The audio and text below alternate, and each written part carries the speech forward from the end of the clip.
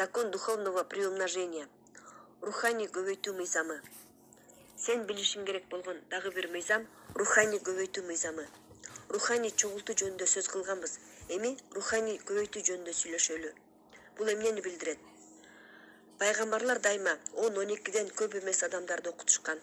Будда 12 адамды, Иисус 12 адамды жана башка көптөгөн агартуучулар ушундай сандагы окуучуларды окутушкан. Мухаммед пайгамбар гана 41 адамды окуткан. Бул деген сен бирөөлөр менен бөлүшсөң дагы түгөнбөй турган нерселер бар экенин билгизет. Сен акчаңды башкалар менен бөлүшкөнүңдө алар азайбайт, көбөйөт. Мына ошол руханий көбөйтүү. Чоң инвесторлор бар. Алар ар кандай проекттерге спонсор болушат. Ошондо да акчалар азайбайт. Эгерде сен руханий жол менен барсаң, сен жашооңдо да ошондой болот. Эмнени элге берсең, алар көбөйүп турган моменттер келет. Кантип эле акчаңды берип койсоң эле ал көбөйүп калсын.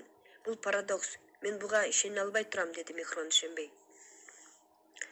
Эгер сен акча берсең, алар чоң өлчөмдө кайра кайтып келишет. Бирок акчаны берип атканда кайра көбүрөөк кылып көбөйтүп алууну максат кылбаш керек. Анда бул кайрымдуулук болбой калат. Акчаны чын дилден бирөөгө жардам берүү үчүн гана бериш керек. Эгер сен сүйүү берсең, алар сага кайтып келет. Канчалык көп кишиге берсең, алар ошончолук көбөйө берет. Эсиңде болсун, бакыт бул сага эле тийиштүү нерсе эмес. Бакыт көп адамдарга тийиштүү. Ошентип ал азайбайт, ал көбөйө берет. Өзүңдүн бактың менен башкалар менен бөлүш. Ошондо көбөйүп отуруп сага кайтып келет. Адамдарга көңүл буруң менен бөлүш. Ал көбөйүп отуруп кайра сага кайтып келет. Адамдарга билимиң менен бөлүш. Ал көбөйүп кайра сага кайтып келет. Элдерди окутуу сенин билимиңди өстүрөт. Анткени билимди сиңирип алуу төмөнкүчө болот. 30% билимди китеп окуп же сабак угуп отурганда аласың, 70% билимди башкаларга үйрөтүп атып аласың. Башкаларга сабак өтүүнүн көп артыкчылыктары бар.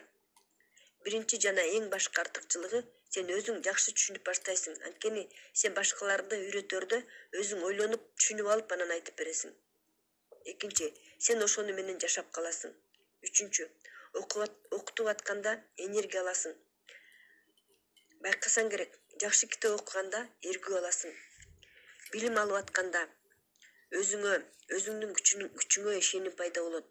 Демек биз окуганда энергия көбөйөт, эргүү көбөйөт, ийгиликке көбүрөөк ишеним пайда болот. Бул чоң артыкчылык.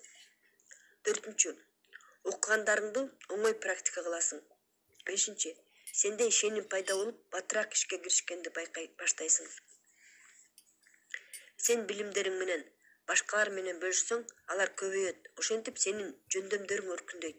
Ошон үчүн өзүңдүн билимиң менен башкалар менен бөлүшүп тур. Канчалык көп берсең, ошончолук чоң ийгиликтерге жетесиң.